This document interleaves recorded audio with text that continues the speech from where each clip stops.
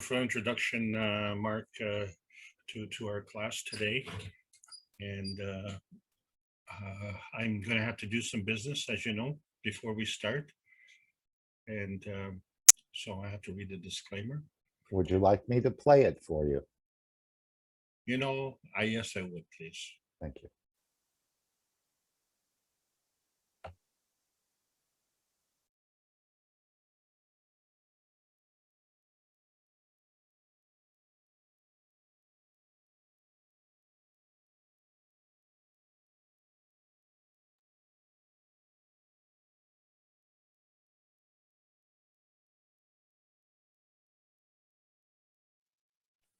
No audio. Disclaimer. The information and education material contained herein is meant to promote the general understanding and dialogue of GANs processing. Such information is not meant or intended to serve as a substitute for a healthcare professional's clinical training, experience, or judgment. For patients and individuals, such information is not to be a substitute for professional medical, therapeutic, or healthcare advice or counseling.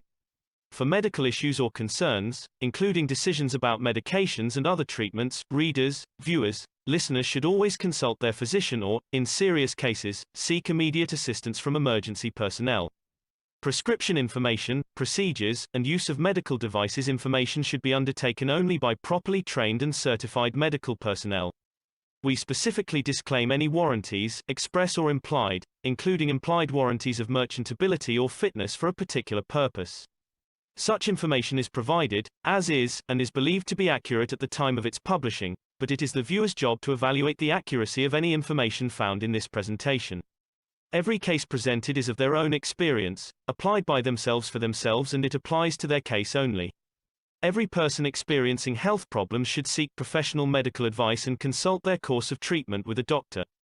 The processes of plasma balancing described herein are a natural process which supports the body but does not replace medical advice or therapies one is already subject to. All righty, Alex, if you'd like to share your screen, I think we're ready.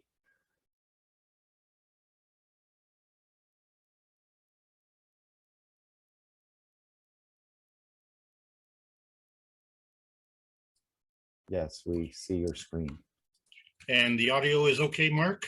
The audio is fine, nice and clear. This is the North American Corona team meeting. I want to welcome everyone from North America, which obviously includes Canada, the many members of the United States, the many members of Mexico. And interestingly enough, this has turned into an international meeting from all the other continents, and we're extremely grateful that you're all present because it speaks volumes as to what we're discussing. And what we are discussing is the modern plasma science, and this was brought forward by Marin Tavakolikesh. And what we've been trying to do is to, as part of the Kesh Foundation Spaceship Institute, is bring this plasma science to the masses. And this class is a basic understanding. The subject is Codons. My name is Alexander, I'm from Canada.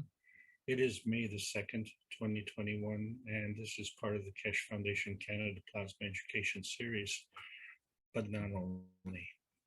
As I said, this is an international teaching, and we have already completed in Brazil the basic teaching, which has been broken down into basics, intermediate, and advanced teaching. And as we've always said, this is not only for the new students, the new people who are coming to the Kesh Foundation, trying to figure out, well, what are we talking about? But this is also for the mature students. Because we are all students and we all also need to be teachers, and we don't have enough teachers. So all of us have our own way of explaining, but without the terminology and the basic understanding, it's very difficult to discuss. But we've moved on into trying to elaborate on the basic understanding to kind of see where we are. And today, as I say, is May the 2nd. And for me, it's a particularly important time because May the 5th, 30 years ago, is when I discovered the truth about cancer. And we've always said, you know, knowledge seekers seek the truth. Well, what do you do with the truth? And what difference does it make? And to imagine myself 30 years ago sitting here speaking with you and discussing things like cancer, I would have thought you were crazy, because that was 30 years ago. It's a long time. And we're still discussing it. And I don't understand why, because we got rid of it in about 8 weeks. And this was after a personal struggle of mine every day for 8 years, 365 days a year, every day for 8 years, every day. That's all we talked about, because it was serious. It was a matter of life and death. And today we're in another serious matter, based on the news that we're hearing out of Brazil and India. It's out of control. It's a matter of life and death. We're talking about the coronavirus. I don't have anything to brag about here in Canada, and we certainly don't have anything to brag about in the United States. But what we do have to brag about is that 10 months ago, through the plasma science, we have been able to deliver to the world the treatment for all viruses. And this has been put in our hands as a gift. And we have a problem. And that problem is respect. We're not exactly sure who and what we respect. We sort of got things upside down, and that's what we're going to talk about today. Because all I wanted was to get rid of cancer in my family.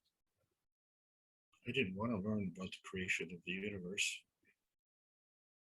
Well, I thought I didn't, but I had to. And part of that had to do with the fact that the universe exists from energy. And energy is a charge in motion, and energy is always in motion. And so when we look at the cover of the book number 1, we see the convergence of various forces, non-visible, non-tangible forces, which we call antimatter, dark matter, and matter. And then we see that there is a convergence or an interaction of different fields. And we need to understand how this works. So I've tried to go on a course where we discussed various terminologies. And so we're doing that in many countries now. And it's increasing. But fundamentally, we had to understand how this energy is in motion, what kind of geometries and dimensions we're going through, and what does it mean to have a dynamic presence. And then we had to understand new terminology, other terminology, such as principal matter, amino acids, star formations, plasma state, which involves rotation, and dynamic plasma states, which involve non-tangibility. And then this residue. What is this residue? And what exactly are artifacts? And that's what we're going to discuss today, because we have a lot of artifacts on our hands and we don't really know what they mean. And so try to introduce some new terminology. And so we did discuss energy parceling, and we know what energy parcels are. They're packets of energy in motion. And you know, can you grab onto this energy? Can you lasso it like a horse, or can you grab onto it with a rope? Can you package it? Can you quantify it? And can you save it for the future? And we find that the humanity is having trouble with these concepts, but things like cancer and the virus don't have these problems. And in general, when people ask, how do we overcome the cancer? It's so difficult to explain, but fundamentally it had to do with sequence providing. And then with sequence providing, we had to understand the piezoelectric effect. And so I want to elaborate on that just a little bit more today. Because this is a very personal time for me, I'm going to indulge in a few personal issues. I've been talking about the energy packs, and in life on this planet as we know it, one of the most common energy packs is the water molecule. And if it wasn't for the water molecule that brought oxygen and hydrogen together, we wouldn't understand what this universal solvent was doing. And fortunately, when we say it's a universal solvent, it constantly gives us energy in many different ways. So, we drink it, we water our plants with it, but we also wash our dishes, we wash our cars, we wash our bodies, we wash the pollution off the surface of the earth, and we pollute the planet very badly without respect. We have no respect. So when we talk about sequence providing last week, I delved into it because we've been talking about a subject which is DNA, and which is a derivative of the amino acids, which is a derivative of the cups of life, which are derivative of the universal energies that are available throughout the universe. And so in that sequencing, we've seen the concept of what we called in the Krebs cycle, cytochrome A, B, and C, which I don't really know what those are, and I don't really care, but what I do care is that these are energy levels, energy states. They indicate a sequencing. And when we have this proper sequencing, one after the other, in proper sequence, we were able to create 12 ATP at each energy level. And the thing about this ATP business is it's all or nothing kind of. We either get all 36, which is a combination of all three levels, the Holy Trinity. It puts us in a healthy cell condition.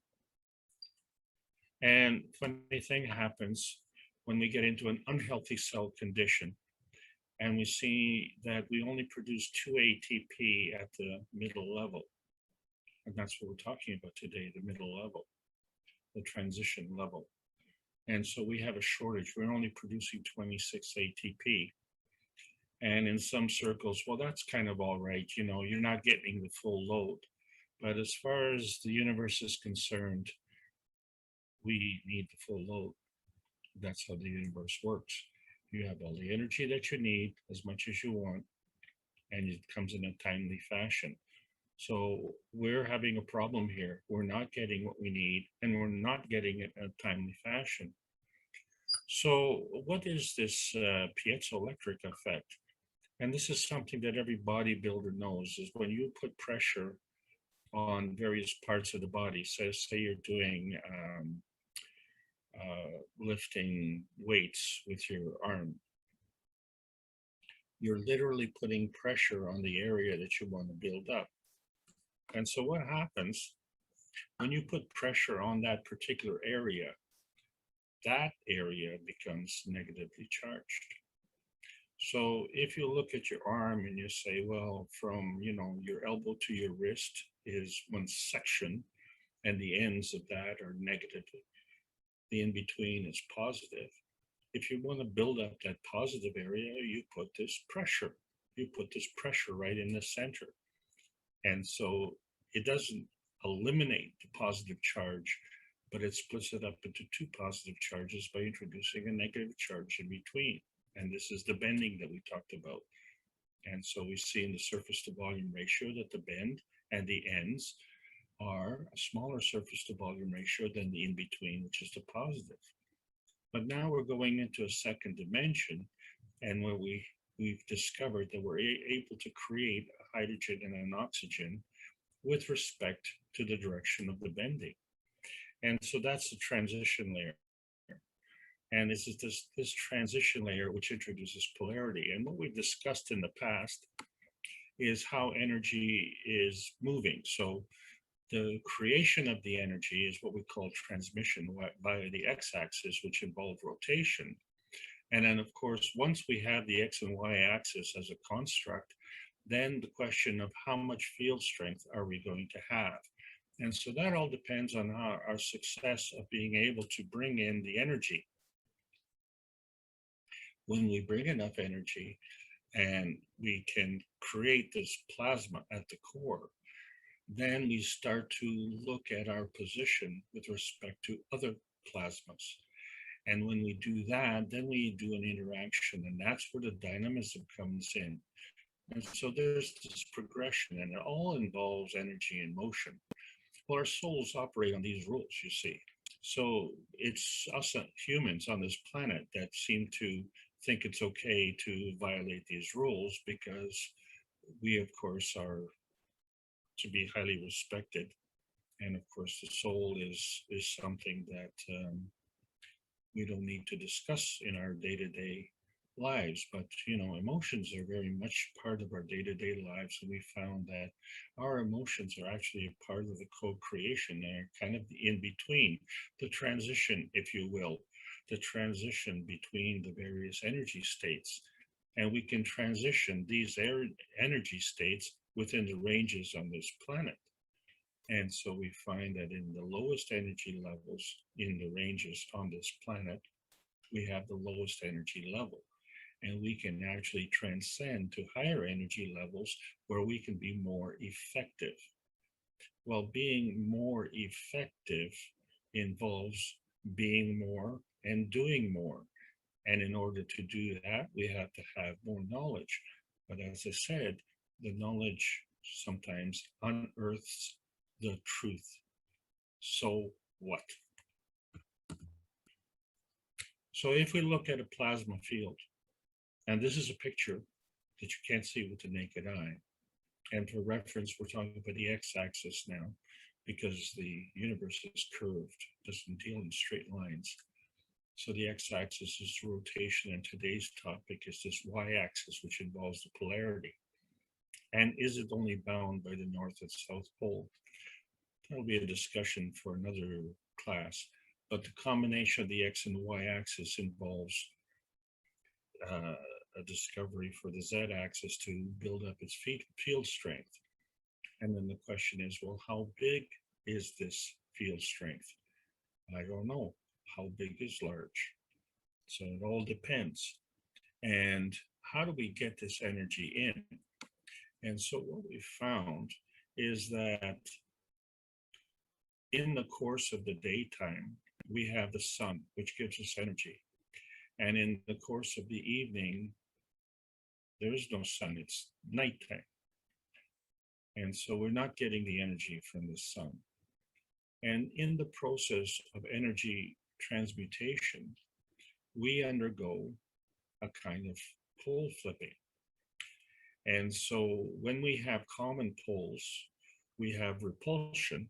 And we know that when we flip the poles around and we have opposite poles, that we have attraction.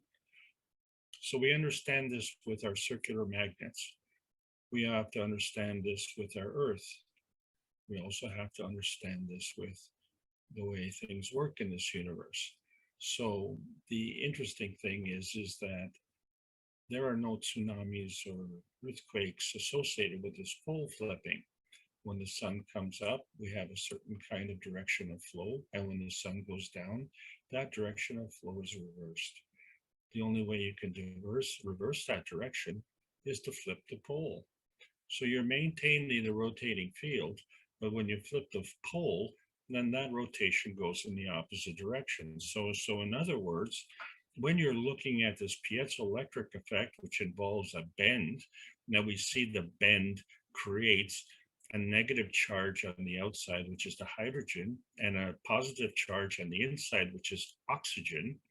And then if we flip it. Oh, I'm sorry, I flipped everything. Well, the thing is that, let me just clean this picture up a little bit and show you. Now the oxygen is on the, well, it still is on the inside, but the inside is on the upside. And the hydrogen is on the outside, but the outside is on the downside. Wait a second. Are we upside down here, or are we backwards, or, you know, like what's going on? Well, one of the things that we need to be extremely grateful for is that our souls have taken care of business. And so when we talk about alpha linolenic acid, which is an essential fatty acid, we understand that this is what we call part of the omega-3, 6, and 9. And there is a bending that is associated in this fatty acid. And we know that this fatty acid is a combination of many amino acids. And in between the buildup of the amino acids and the fatty acids, of course, we have the DNA. So the DNA actually gives us the code, which is what we're going to talk about today, gives us the code to decide how our amino acids, essential acids are going to be formed, because our essential acids are actually part of our cell building, and we need our cells because that's part of our bodybuilding. And well, that's how we started out in the first place. We, as bodybuilders, we want to build up our physical strength, don't we? So now we understand that, well, when we create muscle mass, which is protein, we also know that simultaneously we create water. And the thing about it is that we have to have these essential fatty acids if we're going to do protein building, because we can't do the protein building without the essential fatty acids. So I think you're seeing the pattern here. And fortunately, when we have a healthy amino acid,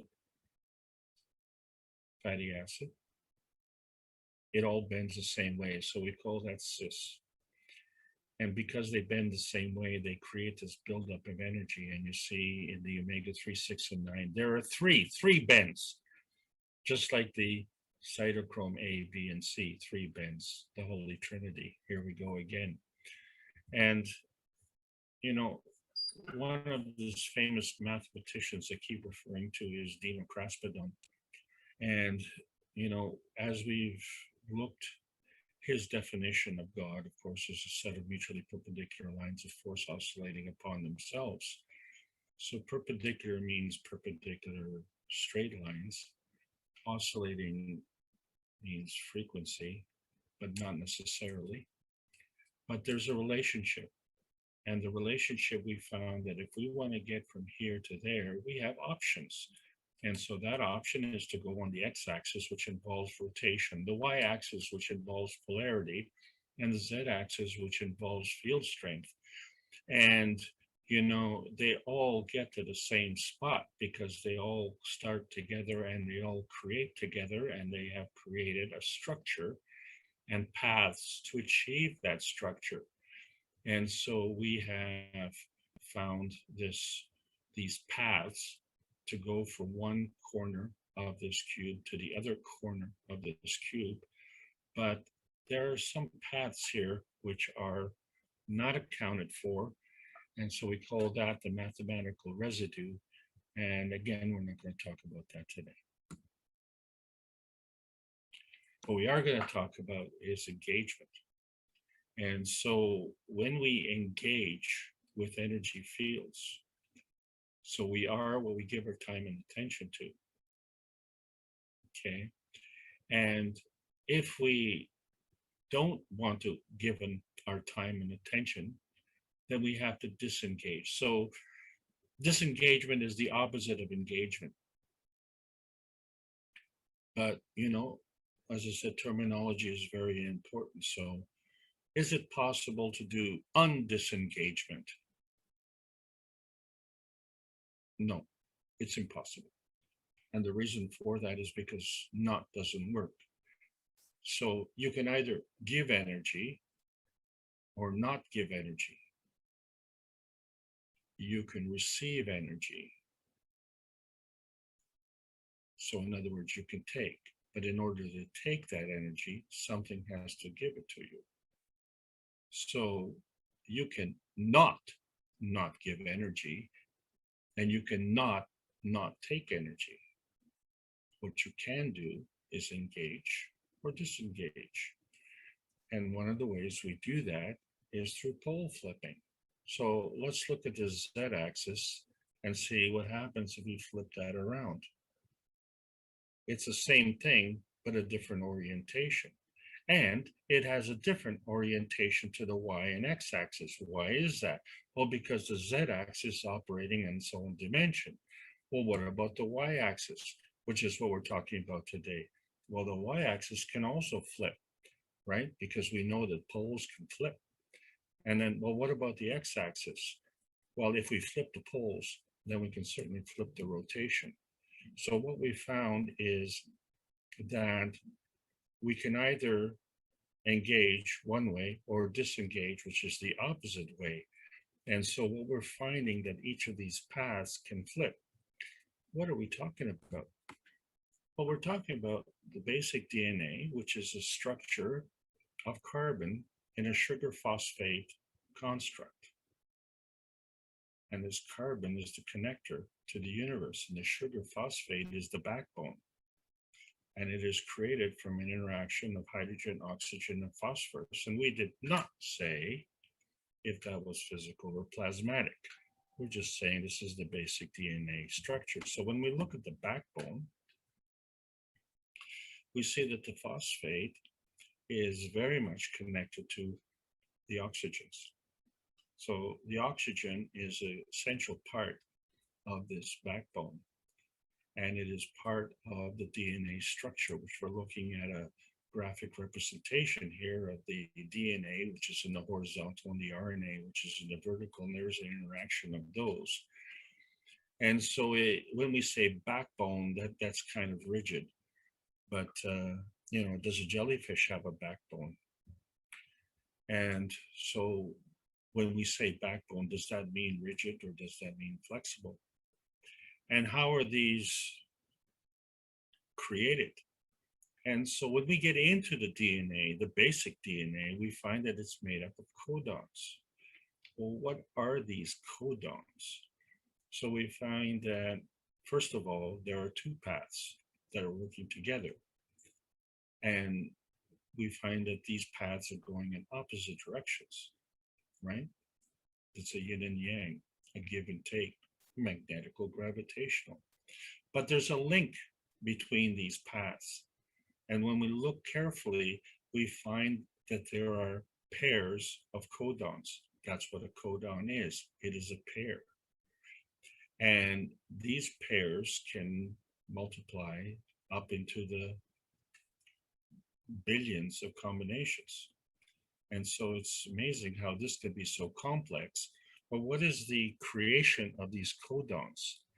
And so we find that these codons are made from the basic elements of the amino acids, which are carbon, oxygen, hydrogen, and nitrogen.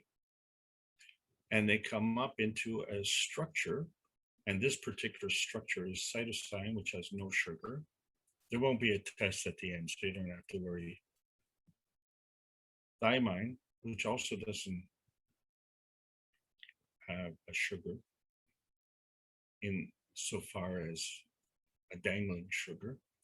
Its basic structure is hexagonal. But then we have another product called adenine, which involves a hexagon connected to a pentagon. And that is the sugar. And so sugar is present in them. And then we have another one, which is guanine, and it has a hexagon with a pentagon. And the pentagon is the sugar. And so the sugar is present. So what are we talking about? Well, we're talking about history, you see. So for me today, or this week, is a very historic week. But in 1923, Otto Warburg discovered the cause of cancer, and he received the Nobel Peace Prize which is kind of like a dog treat, isn't it? But basically, he made the statement that all forms of cancer have two basic conditions, and one is acidosis, and the other is hypoxia, which is a lack of oxygen. And so we found that all cancerous tissues are acidic, whereas healthy tissues are alkaline. So disease cannot live in an alkaline body. This is common knowledge, this is no big deal. We've known about this. The thing is that this was discovered before I was born, and I only discovered this after I was born, obviously, but also after we had cancer in our family. And once we discovered how to get rid of the cancer, we found that, well, here was the answer. The answer had to do with the alkalinity of the body. And that was 1991. And this is now 2021, 30 years later. And we're still talking about this. Well, it's been over 100 years. How come we're still talking about this? And so there's a question. But that's not the question. Why is not the question. Why is the answer? What we need to look at is, what are we doing about that? And so we've learned about the soul and the engagement of the soul. And we found that we have a soul of man and a soul of the body, and we see that our soul is constantly looking for positioning. And so the question is, positioning to what? And we find that there's a relationship between the sun and the earth. So we've seen that when the sun comes up, it gives us energy, and when the sun goes down, it doesn't give us energy, but we still get energy. So we get it from somewhere else. So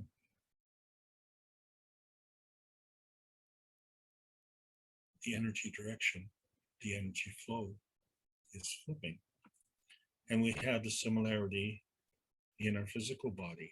We also have emotions, mental emotion, physical emotion. We also have, obviously, a brain and a body, and these are all physical. And so as we're looking through positioning, and we find a relationship between the X, Y, and Z axis, and if we were to position that beside the soul positioning, and we look at, and we see that, as we said in the codons, they come in pairs. So there must be a positioning of the x-axis with the soul of man and the x-axis with the soul of the body. And likewise, the y-axis, which is the emotion with the soul of man and the emotion of the soul of the body. And then the z-axis, which is the manifestation and the size, the field strength of our brain, and also the size and field strength of our body, and is our physical measurement of our body strength the only field strength that we look at. But let's look at something else. Let's see what happens between the relationship between the soul of man and the soul of the body. Let's look at these pairs, what are called codons. Let's look at that, and let's flip them around. And we take all three sets with the physicality, and we flip them, and we have all three sets in the original position. And this is what we call DNA positioning. And where do we see this DNA positioning?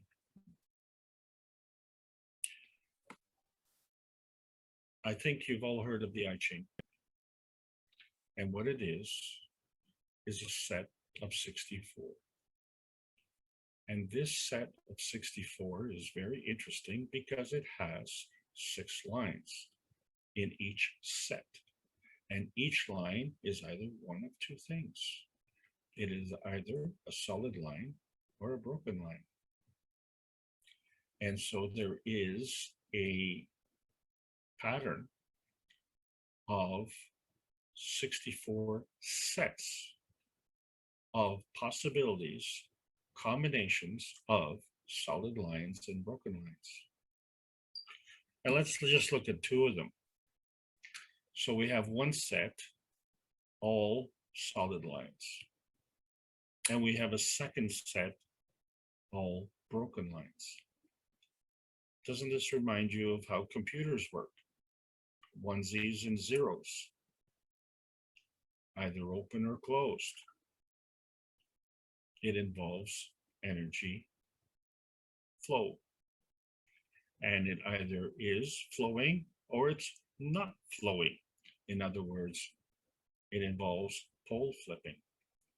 And so if we have 6 sets where there's a possibility of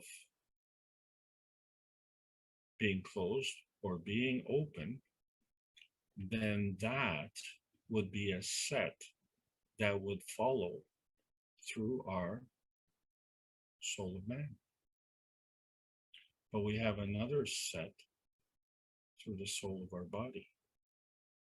And so when we look at the two in combination, and the thing is, I must add, there are 64 combination possibilities. But as we've reviewed already, we're only choosing 4 of these possibilities. But these 4 possibilities are in sets of 3. They are in sets of 3. So there's a tremendous similarity between the 64 sets of the I Ching and, believe it or not, 64 codons of the DNA. That's right, 64 codons of the DNA, the combinations of which derive over 3 billion combinations in our DNA. And so in the past, we've talked about what we've looked at in terms of our physicality, which is the earthbound strength. But you see, that's kind of upside down, you see, because the universal soul of man has a universal strength. And that strength is bigger than our universal soul of the body. And the reason it is because the universal soul of man involves a dynamic plasma field strength. That's right, a dynamic plasma field strength. But today we're talking about polar flipping. So one of the differences that caused cancer is the condition, what we called aerobic, which involved the presence of oxygen. And it's interesting that we find that our most important 3 ganses that we use in the cups of life are carbon dioxide gas, zinc oxide gas, and copper oxide gas, oxide being the common denominator, which constitutes the aerobic condition. We have another gas that we haven't been talking much about since the pandemic hit, and that is the anaerobic condition of the CH3, which is actually a form of sugar. But you notice oxygen is missing, and so that is the opposite. The anaerobic condition is opposite. And so how do we get this? Well, the energy that we eat, which is a supplemental energy that we get from food, actually involves the conversion of the glucose to fructose, because we can't literally digest the glucose. It has to be phosphorylated. Oh, there's that phosphorus again. So it's using the phosphorus to convert the glucose to fructose. Why? And the reason for it is because when we phosphorylate the glucose, which is in hexagonal format, like the hexagrams from the I Ching, and we take the terminators, like in Dino Kraspedon's picture, and we phosphorylate them to fructose in a hexagonal format, like the I Ching, and then we begin to create ATP, which involves the phosphate, and we find that the ATP is the currency of life. And what a deal! What a deal. We get 36 ATP from 1 glucose molecule. What a deal. I can take that deal every day. And the problem is we find that when we are unhealthy, something happens at the cytochrome B. It has gone from an aerobic environment to an anaerobic environment. And in other words, the DNA pole positioning has flipped over, and we are 10 ATP short per glucose molecule. So in other words, to compensate, we have to consume another 6 glucose molecules. So we're finding that an unhealthy person has to consume 7 glucose molecules to achieve the same kind of productivity that a healthy person can get from 1 glucose molecule. In other words, the production of 36 ATP per energy transaction. Oh, okay. So we find that unhealthy people are actually working harder than healthy people, even though physically doesn't seem that they can do that. So they are actually just working harder to stay alive. So we find that the DNA is playing a very important function in here. So the DNA is a component of the amino acids, which are actually derived from the amino acids in pairs, in codon pairs. And we find that the sugar component is actually the flipped component. It is the flipping of the sugar and the production of the sugar which allows the creation of this energy. But if we are not flipping properly with our poles, then we are into an anaerobic condition. And this is represented by our mitochondria. And so we came to the interesting realization that we have DNA in all of our cells, but we have opposing thumbs.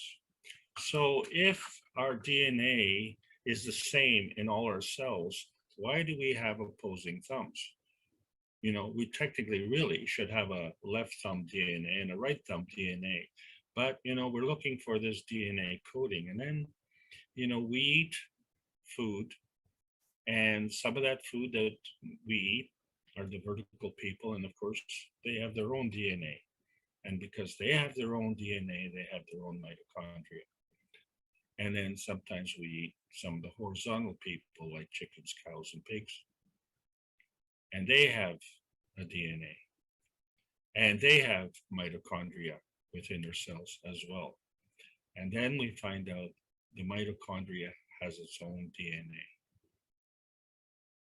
The DNA of the mitochondria is different from our DNA, different from the plant DNA, and different from the horizontal people DNA. So we understand that the lack of ATP production in the proper sequence, energy sequencing, causes a disruption. And we understand from plasma science that the plasma manifestation precedes the physical manifestation. And the physical manifestation may manifest differently in different people, although the plasmatic manifestation is the same. So the physical manifestation may be obesity, maybe a change in blood pressure, or cancer. But this we do know, and we've known this for over 100 years. The higher acidity causes an anaerobic condition. It causes a DNA expansion. It causes an ATP reduction, and it causes cellular communication disruption. We've known that for 100 years. So what we were looking for is a physical explanation for plasmatic precedence. And one of those limitations, of course, has been understanding the speed of light. Because when we looked at the equation of the speed of light, as was discussed earlier in the structure of the light, we found that we also have soul speed. And this soul speed supersedes the light speed that we have on this planet. You see, the problem, of course, is that we have an increase in mass and we have an increase in energy, but the speed of light is constant. Well, if the speed of light is constant, where does the energy increase come from? And so this becomes the first breakdown, and we have gone through that breakdown. And simultaneously, we've found that light has mass. Well, if light has mass, then the soul has mass. So now we understand that in the plasma science, what we don't see matters more than what we do see. So we've been able to identify the PM ticks, which are energy packs traveling through the universe, that they interact when they come together in common ground. They create an antimatter, dark matter, and a matter combination, which we call principal matter transition or transmission matter and light matter. And the balance of these conditions create a magrev. Magrev does not mean status quo. Magrev means balanced field between magnetical, gravitational field forces. And when we have a strength of a basis, of a structure, that is the core component of which we call a neutron. And when we look at what matter is, we find that there's an old science and a new science, and the words are kind of confusing. So small m matter is the old science, the capital M matter is the new science, and matter itself is the manifestation of energy. Yes, it's the manifestation of energy that is created either through binding or it's created through what we call creation, which is additive. And so energy binding is a form of creation. And the thing about these matters is that one is physical and one is plasmatic. So what it means is that the physical, you can touch it and see it. As a bodybuilder would lift weights, he can feel the weights and he can lift the weights and he can feel how heavy they are. But what he cannot see is the plasmatic benefit that he gets from the piezoelectric effect of the bodybuilding that he's doing through the aerobic supplementation of the DNA. And it's so well organized that over 3 billion DNA codons are able to communicate with his over 70 trillion cells in his body. And so he can sense that you are getting stronger. And all of this actually is coming from light. And that is the light matter. And that is what really matters as we go along through these classes. And so we find that our point of view has a big impact on this. And so when we look at the earth as our home, and we look at the relationship between the earth, we find that the earth has a soul and it has a relationship with its environment. But we have a soul and we have a relationship with the environment. And our relationship is different from the earth's relationship. So if we look at it from the earth up, that's one point of view. But if we look at it from our soul out, that's a different point of view. And we have this opportunity and awareness that we have this opportunity. And we also find that we have many, many skills to learn. And so one of the things that we've seen in the periodic table of elements is the various elements and how they come together. And they come together with their plasma fields and create a neutron core. And then they create various elements. And these are some of the elements here that we've been talking about on a common basis. Obviously, amino acids, carbon, oxygen, hydrogen, and nitrogen. Yes.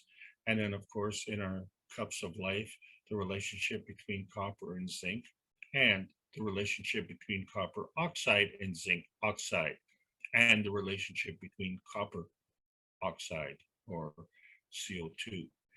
And then we've introduced phosphorus.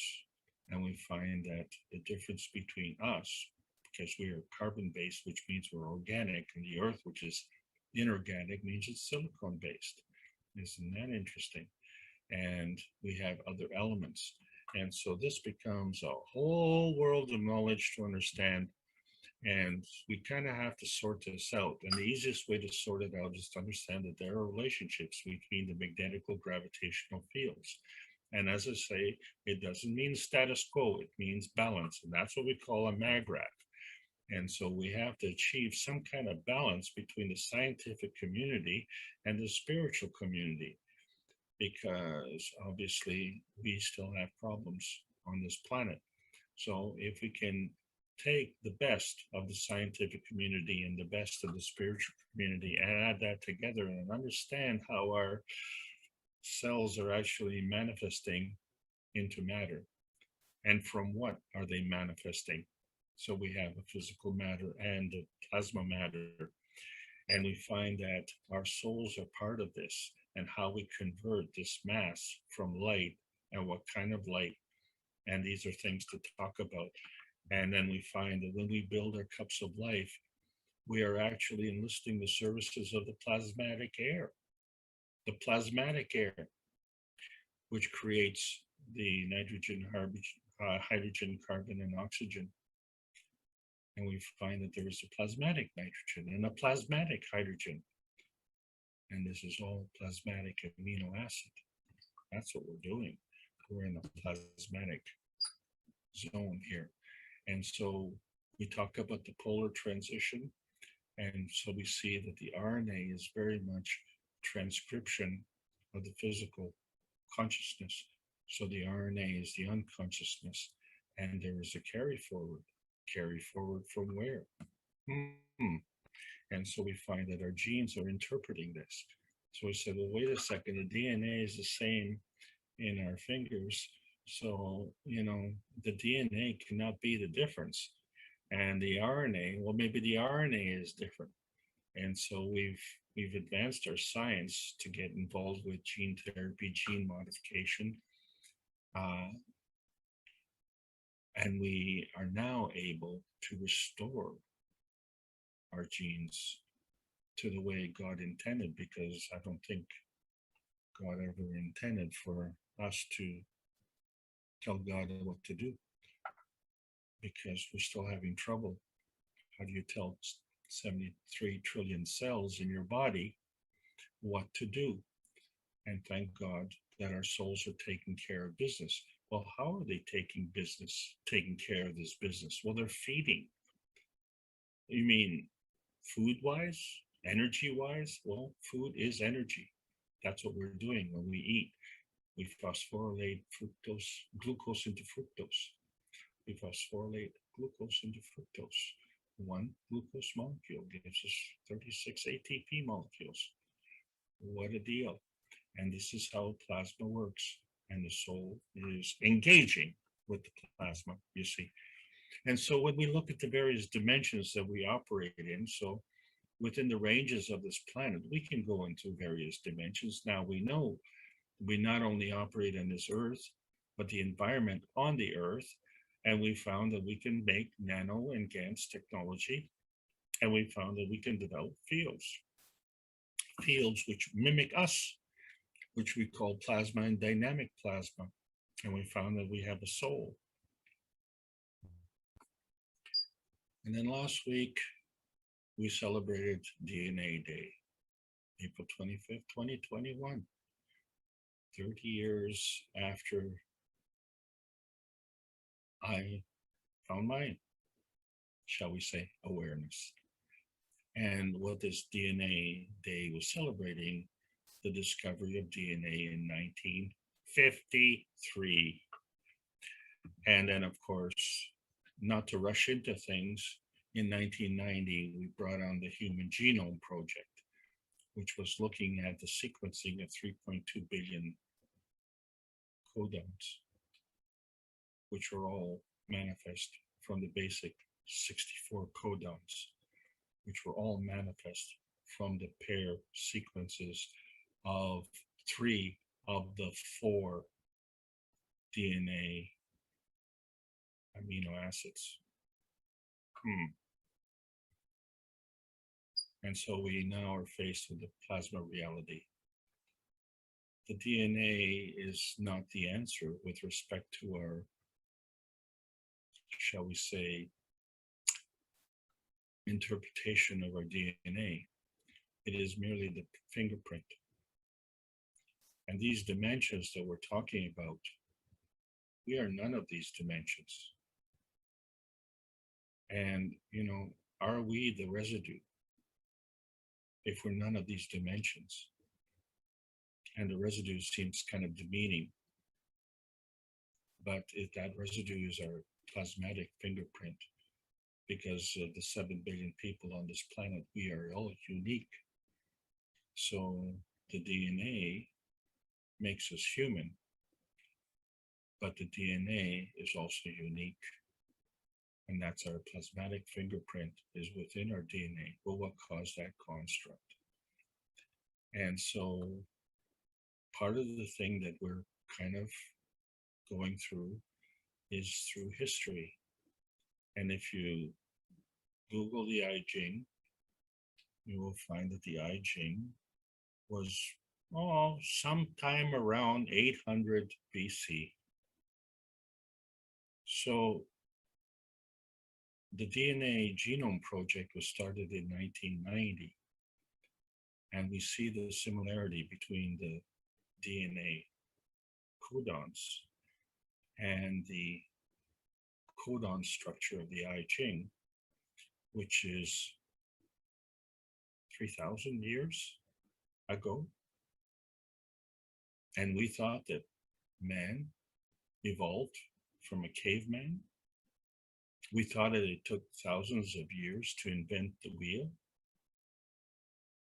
when all you needed to do was watch that rock rolling down the hill coming at you.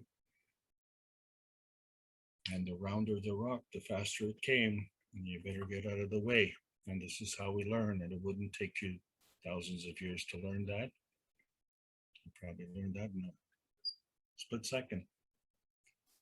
And then we find that we have these artifacts. Another aspect of our history. History is a great subject. And we have an organization to search for these artifacts. And with all due respect to the women in the audience, this was an institution that was organized by men in 1844. And for many, many years, it excluded women. But not only that, but you have to look at the ownership. I'm not going to go into that. You have to do your own digging. You have to do your own research. And then we'll understand why is the answer. Because the manifestation of reality is actually when two fields come together and they form another. But this manifestation can be any field. The formation of any field can be a manifestation. So we understand that this plasma feeding is what leads us to this manifestation. And this manifestation may be non-tangible or tangible, non-visible or visible, plasmatic or physical, and there's a plasmatic reality, of course, and then there's a physical reality. So whatever this manifestation is a form artifact. So if you're only looking at the physical artifacts, then you're missing the whole world.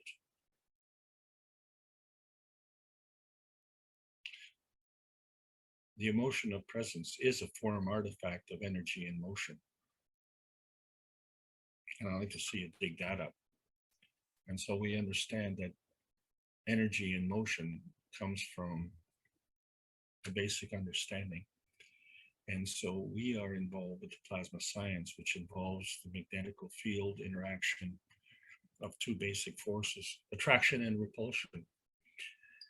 And we create a field, we create a magnetical field. And this is the basis of creations. We have the hydrogen, and then we have a gravitational field, which involves a magnetical and a gravitational field. And now we have the basis for the neutron. And these fields are allowing energy in motion. And so we understand that the magnetical field is giving and the gravitational field is taking. They create a balanced condition, not status quo. A balance of energy exchange. One moment.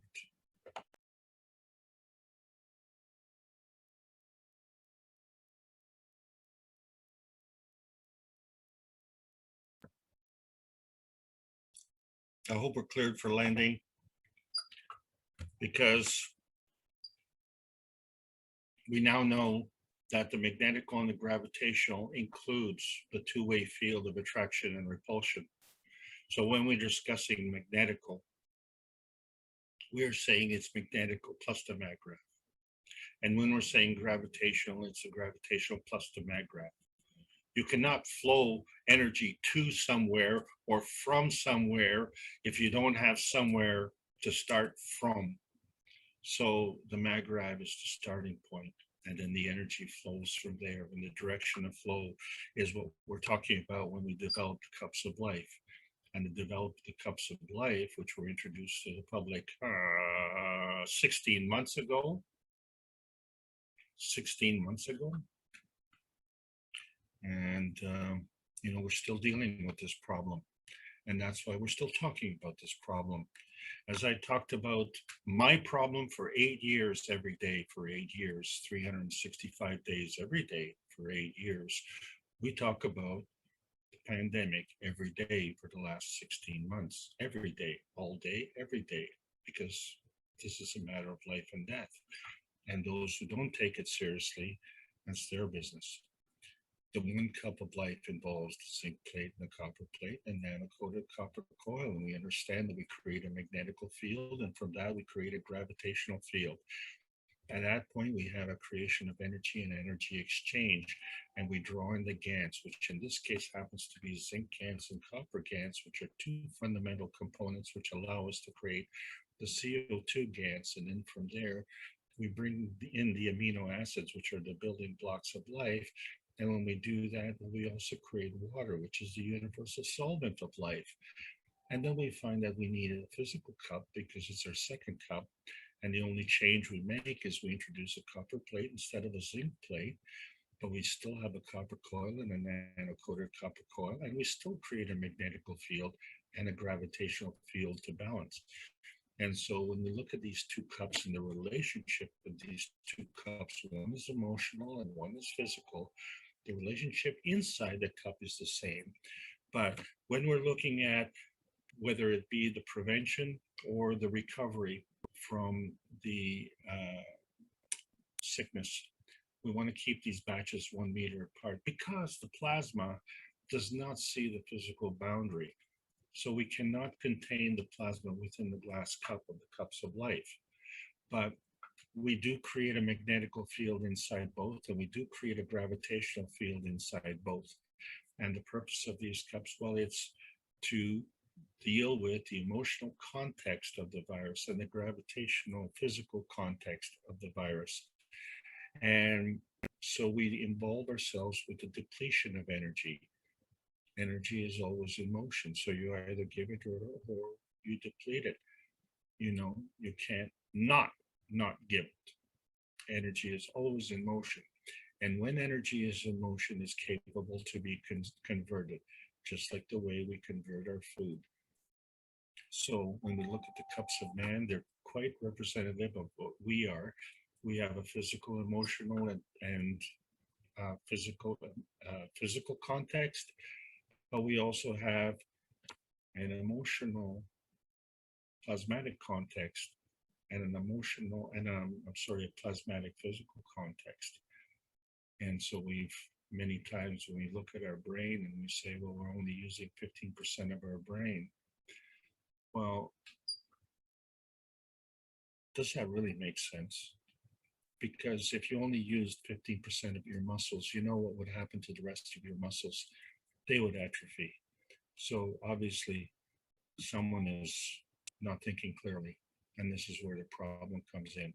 When you look at the cups of man combined, they create a magnetical field and a gravitational field, and so they create a mag-grav condition.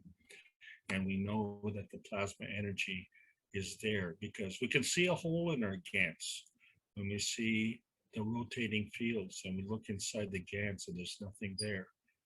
Well, somehow that hole got there. And when people ask you to define plasma, tell plasma is a kind of energy state, and it is important. And our tiny perfect world, that little red dot in the bottom right-hand corner, that's our tiny perfect world. And, you know, When you look at outer space, are we backwards or are we upside down? Where did we come from? Does it really matter? What's our point of view? Are we earthbound or are we spacebound? We've had limitations. One of that was the speed of light. Another one was the polar shifting. It didn't cause ice ages and tsunamis. The sun comes up in the morning and the sun sets at night. And we have limitations that are imposed scientifically and spiritually and historically, archaeologically. And we also have biological limitations. We could say actually that, we are in a flipping failure. We are overcome with the dogma of ignorance, which involves this historical digging for artifacts. And as they say arrogantly, they're only paid to dig. They're not paid to find anything.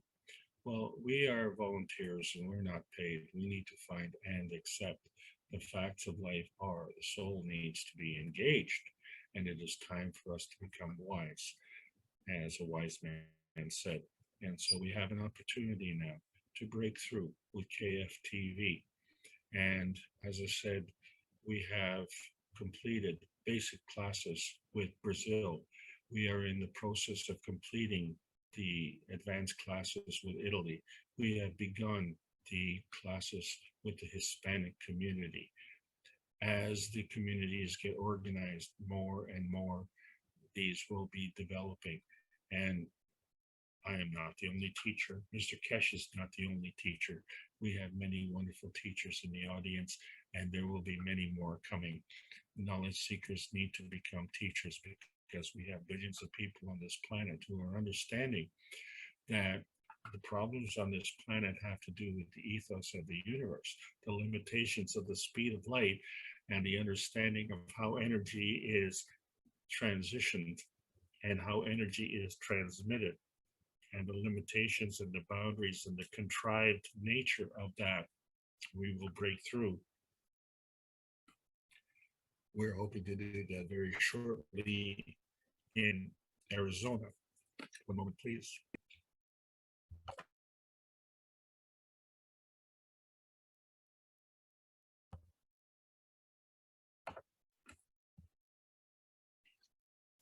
The Universal Enhancement Spaceship units are introducing a technology that we haven't even begun to discuss.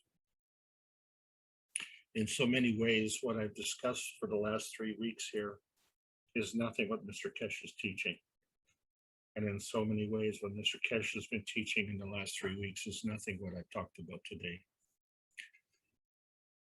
We're talking about the plasma science involves the missing elements, the things that we haven't talked about, the things that we haven't seen in our physical reality, the things that we haven't unearthed through our digging, through our history.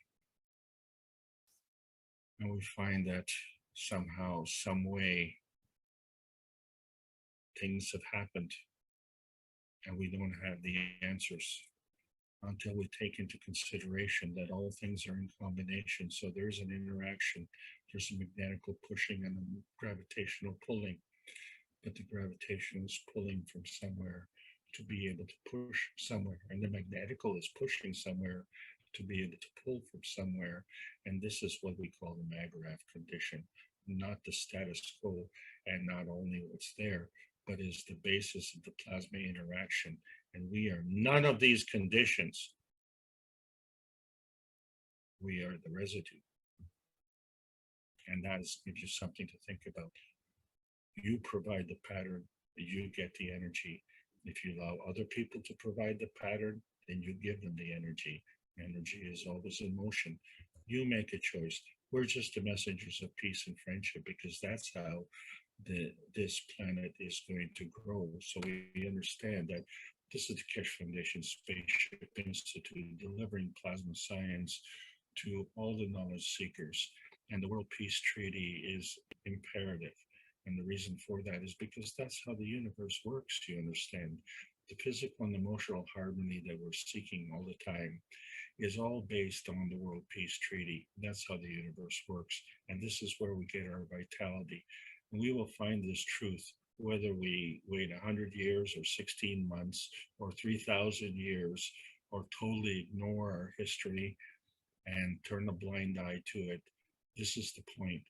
Do knowledge seekers want to become truth seekers? What difference does it make?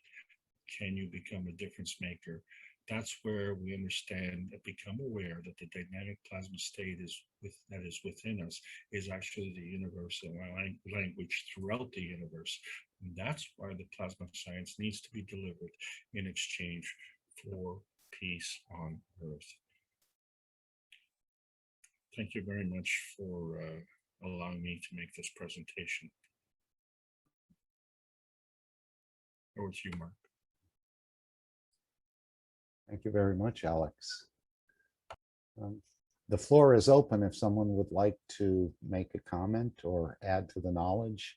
I know Dan put something in the chat here about calcification, and that we would probably see, due to the COVID, a number of cancers. Lack of aerobic oxygen leads to anaerobic, reason for not using CH3 GANs, sugar acidity. Alex, I noticed you didn't bring in any of the emotional factors, and I thought we were being taught that much of this, is this what's causing the DNA or the codons to sort of go out of balance or maybe flip, as you were saying? Is it the fields of the emotion that causes the, I guess it would be the RNA to send signals to the DNA to do something different than it's doing? There are 4 types of pollution, Mark. So the basics are air, water, and food pollution, right? And they're very much manifest themselves physically. The emotional pollution is the worst because it doesn't just toxify us on a physical basis, but it toxifies us mentally, and the mind is the builder. And frequently we talk about our eyes. Well, there's a mind's eye also. So we see what we want to see. And, you know, when they're confronted with the truth, a lot of us don't want to see that. They don't want to hear that. And I thought, you know, I spent a long time, you know, looking for, shall we say, health. And when I found it, I was so excited I wanted to tell people. And to my disappointment, people didn't want to hear. I thought, well, isn't that strange? And, you know, what was really strange is the one of the persons who didn't want to hear that was my wife. She became very unhappy when she became healthy, and I didn't understand that. And so life is for learning, and I learned a very hard lesson. But, you know, I have no regrets, because for the last 30 years, you know, when they say 50% of the population in our country is going to have cancer, that may be true based on one of the 4 reasons that I've suggested. But I go to bed with at ease at night. I'm not worried about cancer. My family's not worried about cancer, and has not been for 30 years. And now for the last 16 months, imagine none of the knowledge seekers on this panel are worried about the virus in so many ways, unless they haven't taken care of business. But we are in the middle of it, and things will change. So I didn't discuss the emotional aspect today, and I didn't embellish on the teachings that Mr. Kesh did for the last 3 weeks, because you see, we haven't learned anything from history. And what we're talking about is the future. And I didn't want this to end up being a negative presentation, because we have lots of that. What I wanted to address was the fact that we have the evidence all around us, whether it's in our history or whether it's in the plants around us or just the way the universe works. All the answers are there if we care to choose. And the thing is, the universe is interdependent.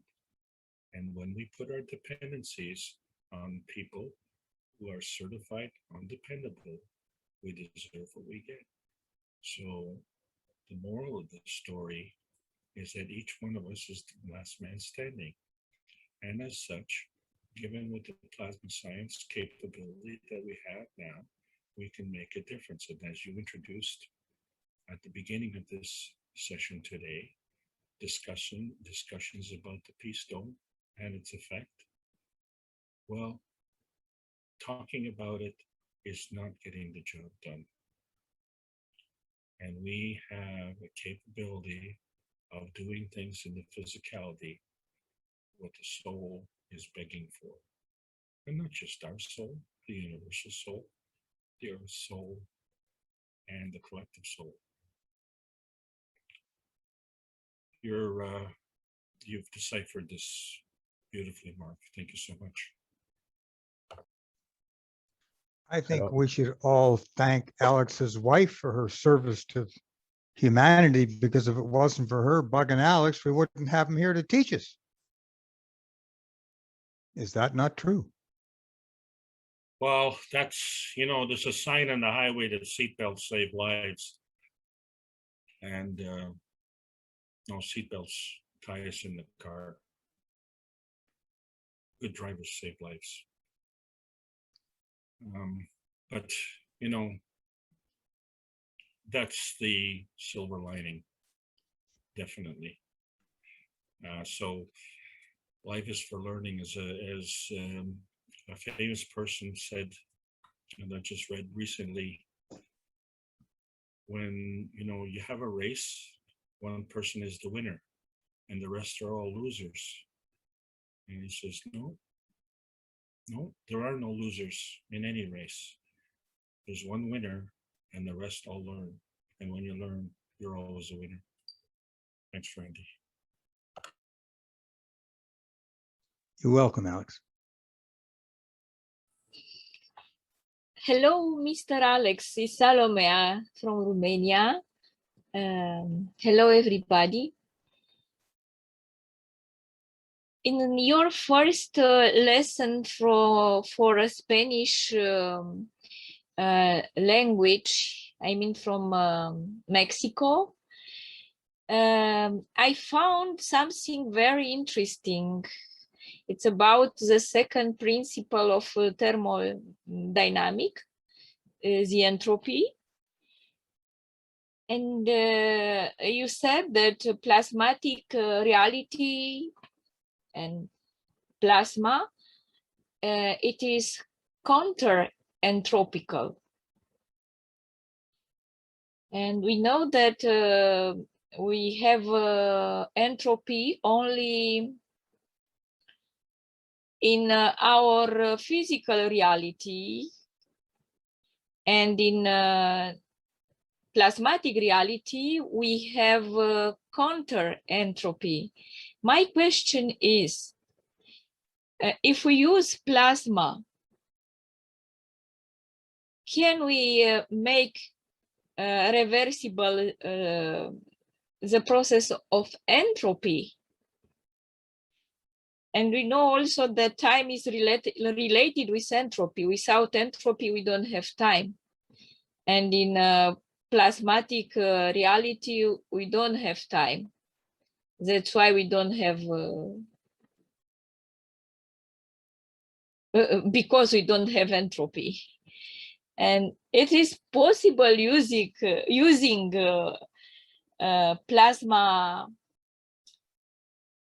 plasmatic reality to reverse this process of entropy, the second process principle of thermodynamics. This is my question.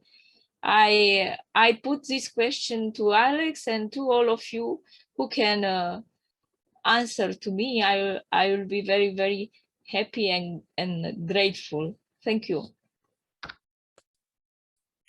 Just so that everybody understands what entropy is the loss of heat. And so the entropy really comes down to being a sentient being. And to being a sentient being involves growth. And that limitation on that definition has also been changed quite radically in the last couple of weeks. But basically, when we look at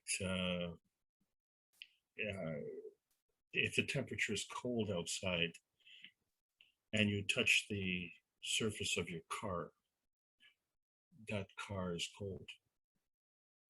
But when you step outside, you find that inside you're still warm. And that's the difference. The metal in the car is not able to generate that heat until the motor starts running, whereas we are generating heat. So we are not based on the physical energy, we're based on the plasmatic energy already. So there's no real effort needed to convert, as you say, from a plasmatic reality to a physical reality. We're doing that already. It's a natural process. So this is what we have to come to realize, is that what we're seeing in our physicality is actually a form artifact of our plasmatic process already. So if we can become aware of our capabilities, then we can, shall we say, improve our skill level. And that's what we're trying to do. So this is not something that we, have to go into a room and sit down and pound our fist on the table and say, well, I will become counterentropic. We are counterentropic because we are plasmatic. And we are plasmatic. We know that because we are alive and we are capable of doing so much more. But isn't it interesting? We have over 70 trillion cells in our body, and then you look at an amoeba or a paramecium, and it's only a single cell organism. But it has all the functionalities. It has motion, it has a head, it has a tail, and it has a metabolism. And it knows what it wants to do. And I didn't train it. I had no say in the matter whatsoever. And so this is the beauty of the plasma science, because now it is explaining to us what science and the spiritual community have failed. So what we failed is to understand how these energies are moving through the various dimensions. And as was heard at the beginning of today, reiterated from Thursday's class, is that there are other dimensions that we haven't even talked about. And the reason we haven't even talked about it is because we're still having trouble with our own arrogance, where we think we are full of our modern science, when somehow, some way, 3,000 years ago, the science was embedded in the I Ching. How did these people get to be so smart 3,000 years ago?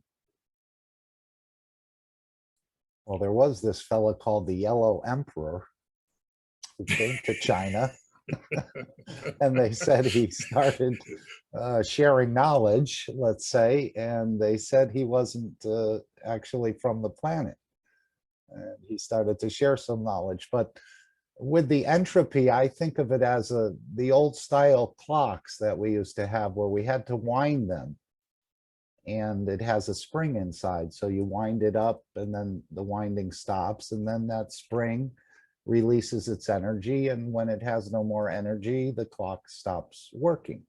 But I always thought we were a negentropic, at least our souls. And now we're finding out, as Mr. Kesh has recently said, with the heartbeat, if you can maintain and replace the cells of the heart, because that is the actual pulsing through the body, it actually sends a signal into the lungs and throughout the body and so on. So if you can keep the heart at an age of about 18, the physicality can go on and on and on forever. And apparently the soul knows each little cell that needs to be replaced at its own time in its own place. and sends it, whether it's a kidney cell, a liver cell, or a lung cell. So it's, the brain is constantly working, I know. But Well, I'm really glad that it's so well organized, because it took me a long time to present this class.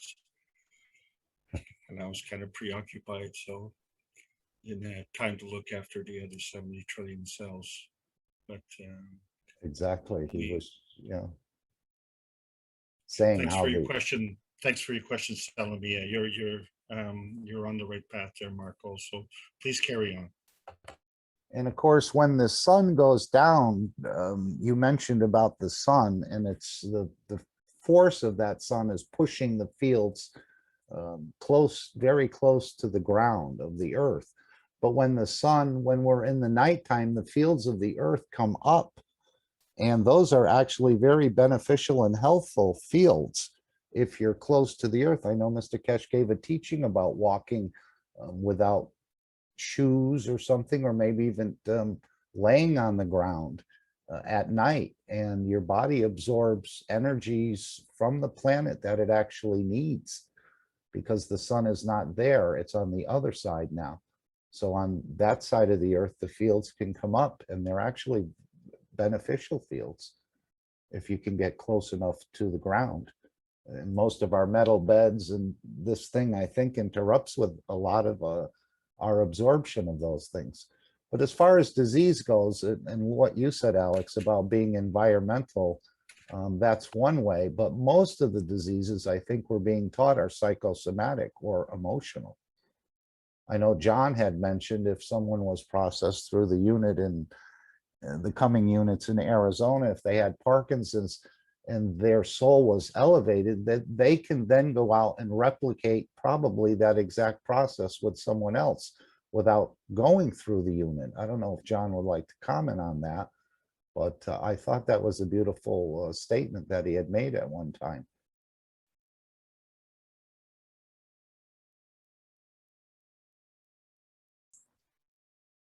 We become healers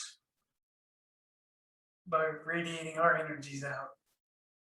And our energies are equal to or stronger than universal body enhancement systems.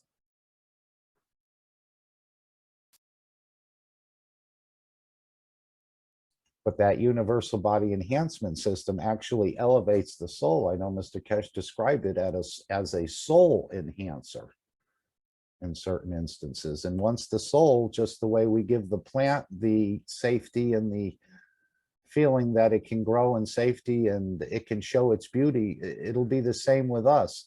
Once processed through a unit, I think you can then go out and have an even more elevated soul. And you said we are the unit, and we don't need the unit. We're much stronger than the unit, but we need to unlock it some sort of way. So be careful with your language there, Mark. The body enhancement systems are balancing the energy fields of the soul with the physicality so that the soul can be elevated.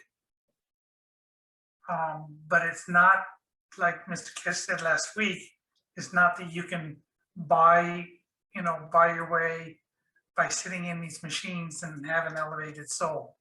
It's a balancing. And for some people that go in these machines, it will be, they'll understand that there's a lot within them that needs to be balanced in order for them to move farther along in their journey. Right, So, I think he was referring to enlightenment, and he said, I hope we don't get to the point where we create an enlightenment machine. it's one and the same, what we're talking about, elevating the soul and enlightenment.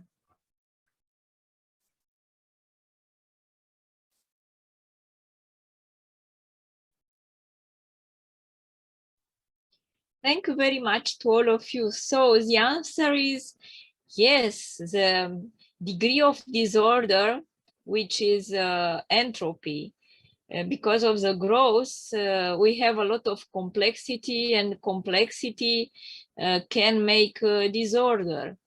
If a system is simple, he is more ordinated.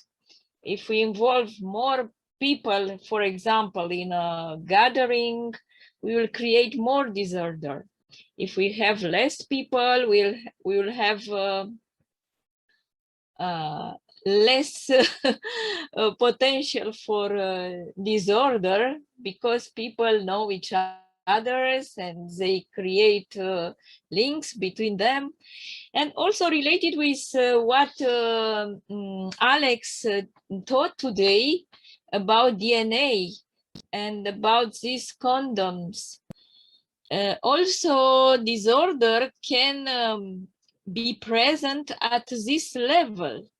And with the help of plasma, dynamic plasma, which is our soul, we can reverse all these mutations of gene, of these non-good links between the two spirals of the DNA. I don't know the name in English. I call myself spiral. We can repair our DNA in general with the help of our soul, which is plasmatic reality. Salome, I've got to depart from you on this point, please.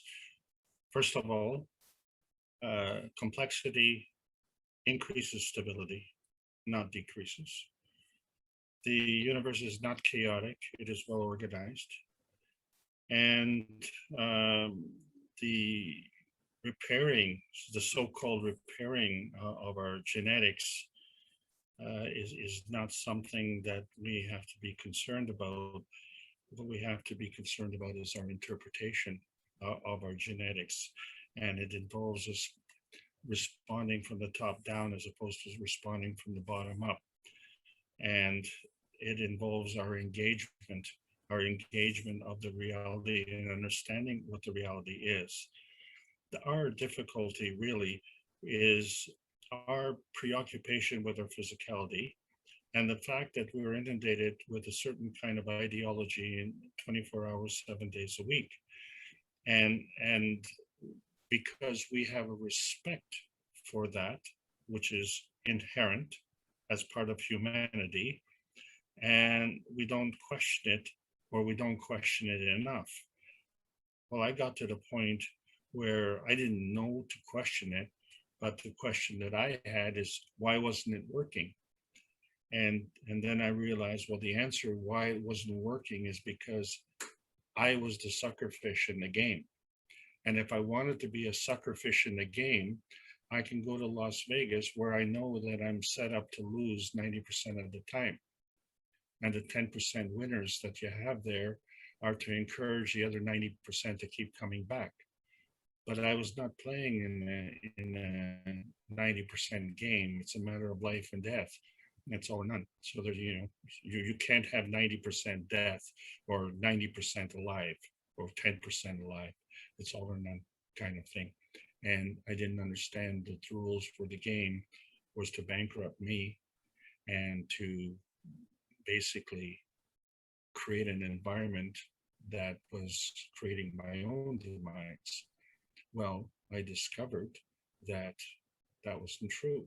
However, my foundation of my belief was based on the intimate respect that I had for, shall we say, the established institutions of medical, education, governmental, and all that. But, we have history repeating itself. And what's the point of learning about history if we don't learn? So we didn't learn anything about our DNA in 3,000 years. And all of a sudden, we want to invest a whole bunch of money into research in the DNA, which is the same in all of our cells. And all we've been able to accomplish is to identify the uniqueness of the DNA, which is our fingerprint. And that is a blessing. That is not something to complain about. But to actually presume that we have a defective DNA or a defective RNA, when that is the basis and intimate relationship with our soul, this is where man's audacity comes into play. And it's the same kind of thing as we talked about. Is the universe sun-centric? Is it earth-centric?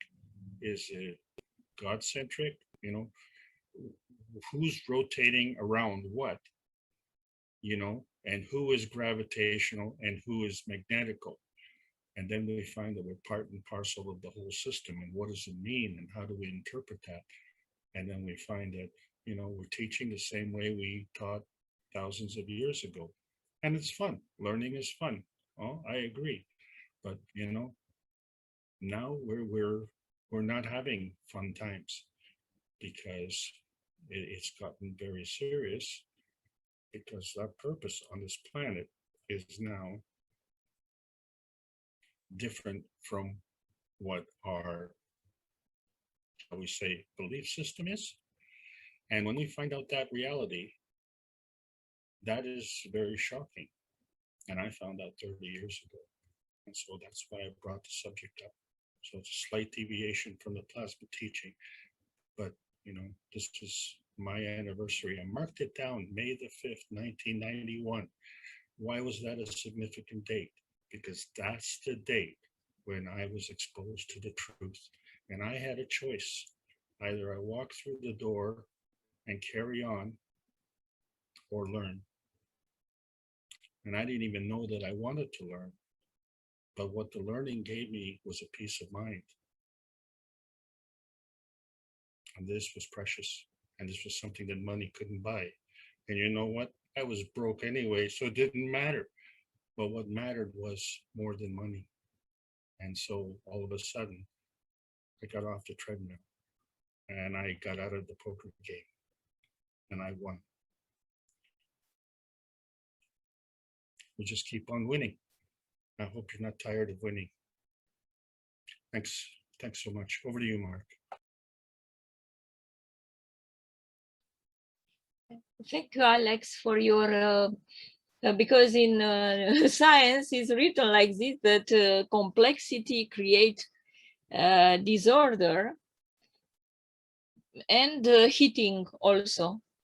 And for this reason, we use refrigerators, for example, because the cold stop the heating to create disorder and to alterate elements, for example. I read this, I study about this, and also about the high degree of entropy in a black hole.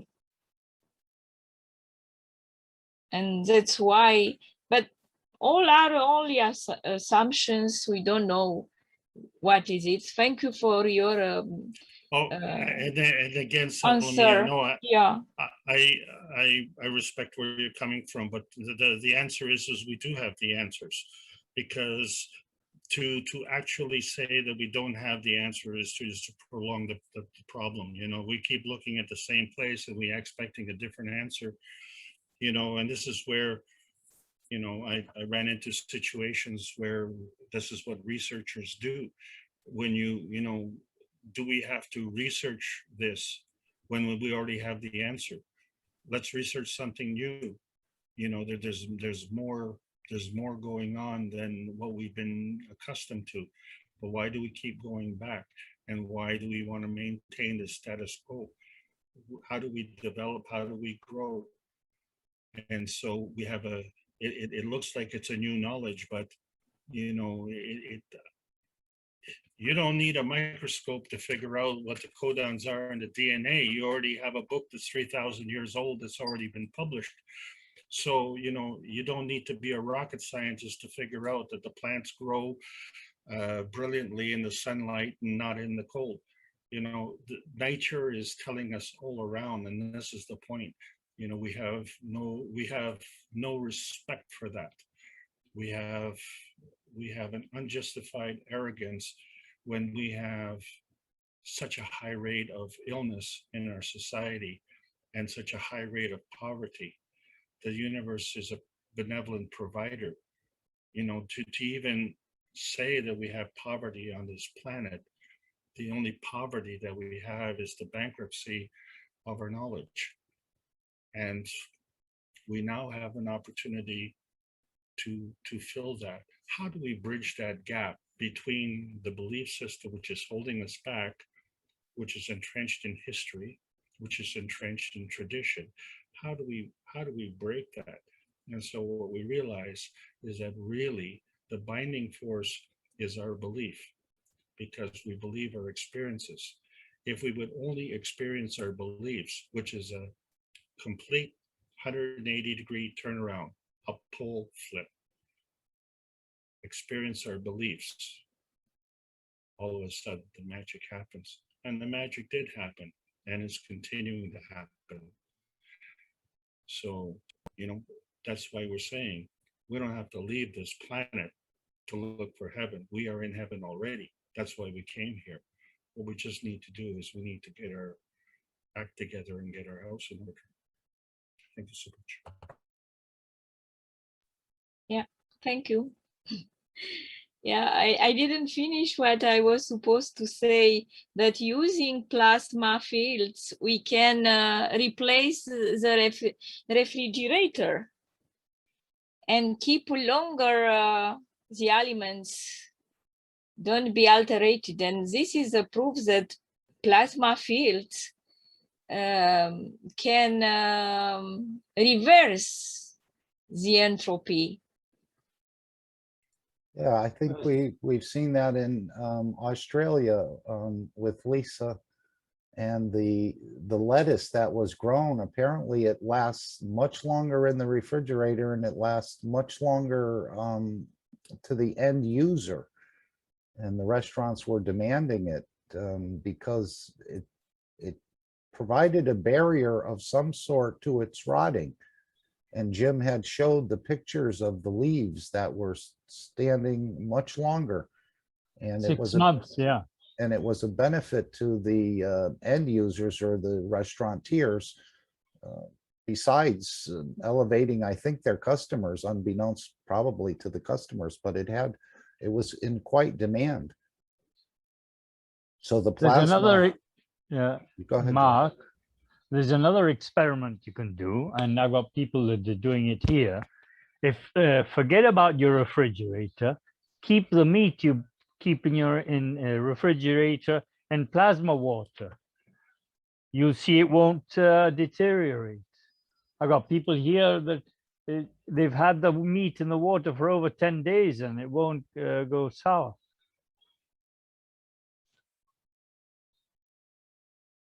In fact, I don't use this refrigerator. My refrigerator conked out about 3 years ago and I haven't got a new one yet.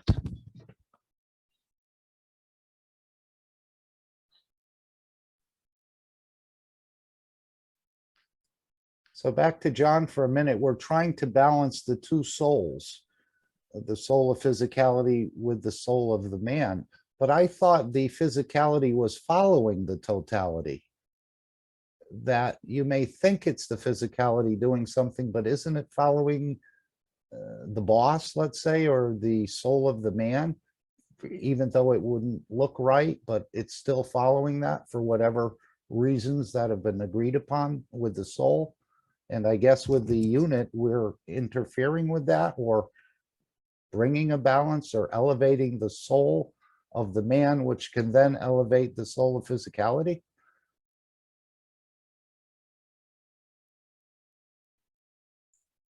So sorry, we can, just to finish, we can become immortal.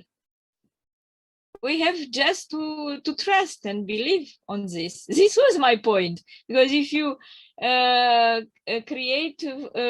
if you reverse the entropy, you will become immortal, because we will not have time. We will not get old. We have to believe this. It's only our expectation. We expect to be old and to be sick and to look in a way as an old people. But if you don't believe that you'll be sick You will be like this, like this, like this. You will follow your soul, which is perfect. And your soul is a dynamic plasma, of course, and he will be in balance with your soul of physicality, which is a plasma also. I know Mr. Kesh said that you can take the worst guy in prison, and if he's processed through the unit, he will then become an asset to the society or a benefit to the society. So what's going on? Are we elevating the physicality in the unit, or are we elevating his soul, which then elevates his physicality to bring it into balance?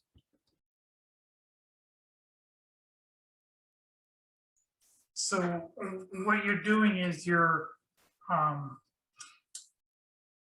elevating the soul of the physicality to the point where it can become in balance with the soul of the man, which allows the soul of the man to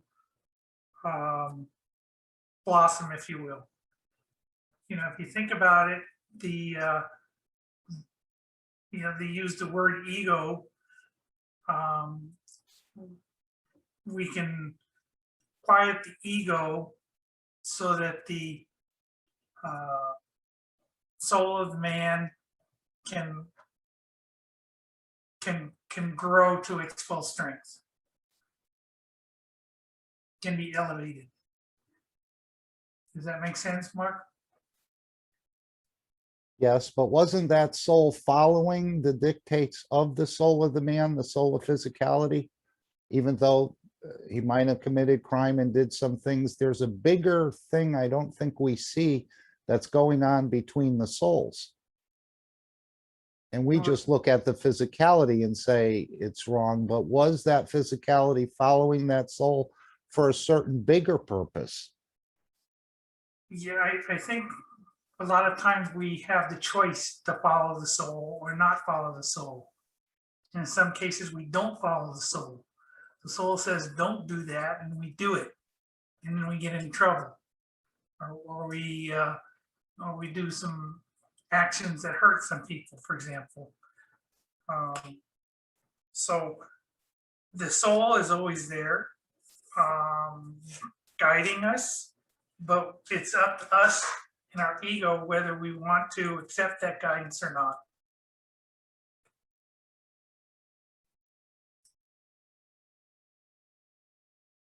I know the unit will allow us to examine some of the things that we have done wrong, or to correct things or mend fences from the past. So there's a lot of things I think that we're going to discover and develop through these units. Exactly. It'll bring up the old wounds for us to heal.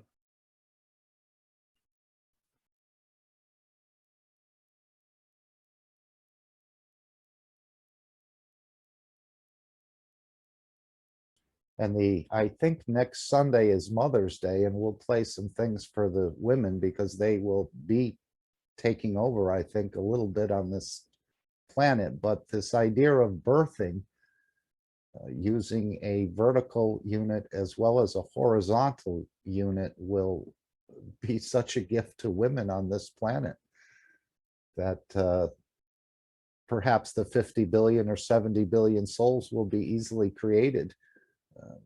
Mr. Kesh has indicated we need more people on this planet, and going through this sort of birthing may make it rather easy and pleasurable for women to want to do that. And I think that's a beautiful gift to the women.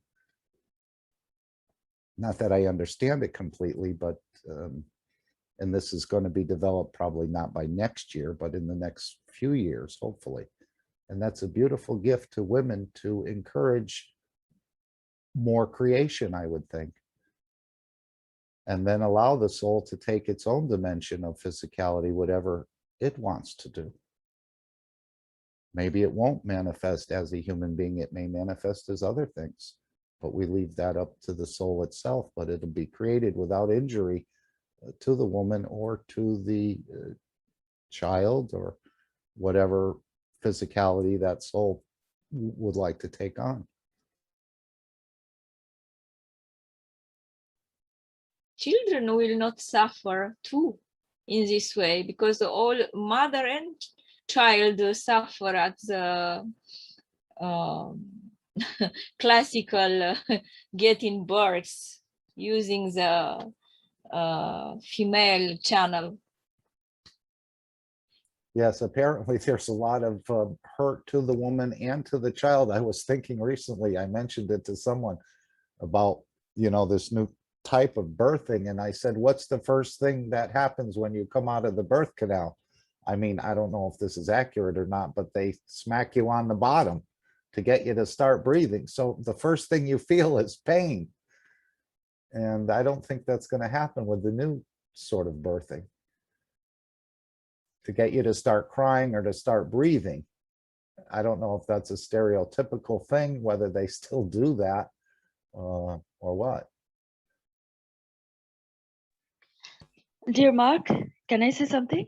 Of course, anyone can. So everyone that's here, feel Yes, free to thank open your mic at the right time. Thank you. Salam, namaste. Salute, my dear Mark. Thank you for the respect. And indeed, as a mother, as a woman, thank you so much for your respectful, kind words. And this at the time I became a mother. I know the pain, and all the mothers that are in the universe, in the reality we are in, or the illusion you can say, have been through the pains. And this time, there will be the birth. We will again give birth, but this time the soul, we can shape it like ourselves, and there will be no pain, as you have said that they have slapped in the back of the child. We don't have to do that. We just give them the feather to go and say go, because in this illusion of being a mother, delivering babies, we have always suffered pain. You know, no one was so kind.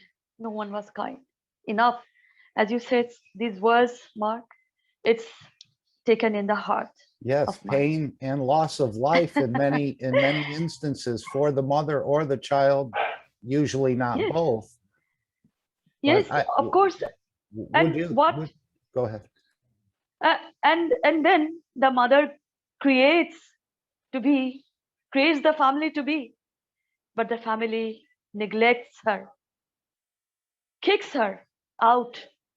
This is the way in this illusion the mother has been treated. But this time the glory is back. The glory, the radiating love of the mother is back. And the soul child will create the soul child. She is creating the soul child. And it will so much in what we can say freedom, actual, in the way the universal love goes. So this time, mother, the friend of all, is to be understood. Thank you, my dear Mark. Right, Thank you so Shweta, much. if I was to take you for a ride in my car and I drove very recklessly and fast, and it would be very uncomfortable for you. But if I brought a better driver, let's say, and they took you around and they gave you a tour very peacefully and stopped at every stop sign and the lights and so on and so forth, you'd be more apt to want to go for that ride a second time. And I was thinking, will women want to give birth more if they find out it's actually a pleasurable thing? Yes, of course. It is. And it is true. Maybe this is where we will come with the 50 or 70 billion inhabitants on this planet, so we can go out into space without totally depleting here. Yes, I will say you are so right. The pleasure of giving birth of a mother becomes pain as according to the condition, the surrounding condition. Otherwise, in this way, the happiness comes more easily when there is no pain. in a way. You see, when the mother goes through the pain, giving birth to a child, and the child comes out, and within a second she forget about the pain.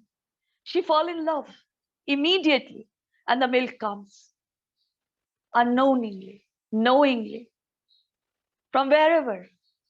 This is the love that comes out. But the pain was remembered when the mother experienced the pain after that, you know. She remembers how painful that was. I given birth to you and you have done this to me. So this is the pain she continuously was in. But this time, as we know, when the mother became a friend, she knows how to react. So this is the time when we are all capable of creating soul childs, delivering soul childs. This is the love we always wanted to be. We are creators. We will create the energy of love, always, forever. This is the eternity we are going to do. So thank you, Mark. Yes, Yes, it the just driver. dawned, yeah, it just dawned on me that it would think women would want to get pregnant when they see what an ease of birth can happen here. And whether they create a Yes. physical human being or something else, that'll be left up to the soul to decide. Yes. What physicality it wants to manifest in. I think it'll be beautiful. So much joy, Mark. As our beautiful teacher, dear Alex says, that's something that became everything, and this everything became something somewhere else. It goes in a way, the path, the trajectory of love, you know, that we want to give birth again. And the birth should be in our consent, in the way we want to create, in the love, kindness, care, and light. Thank you so much. I think Thank it'll you. be very pleasurable for women to do this. Oh, Yeah. yes, very pleasurable indeed. And the pleasure that was blocked before. As a woman, I know how it has been done.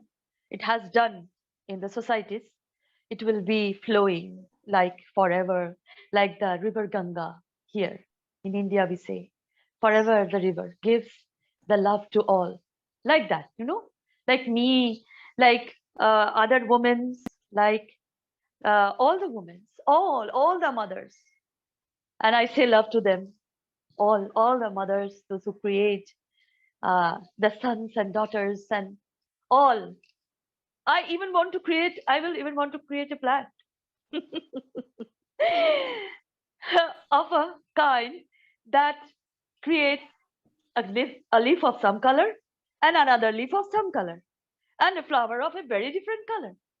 So this is what the creation is going to be like that, you know. And wouldn't that be beautiful to say, they see a plant and you say, or a beautiful bush and you say, this is my child Yes, that I I created. said,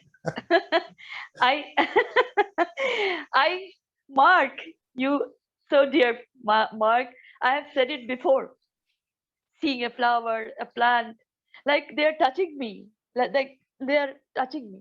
In love, they're touching me. I felt it. I felt it. And I said, oh my God, this is so lovely. The gradient color, you are touching me. I love you too. So that is the creation of love with the plant, with the bushes. And Thank you that's so much for some of the understanding of the totality, right? To realize it's all from the same fields of the same creator. Yes, dimensionally of course. or non-dimensionally.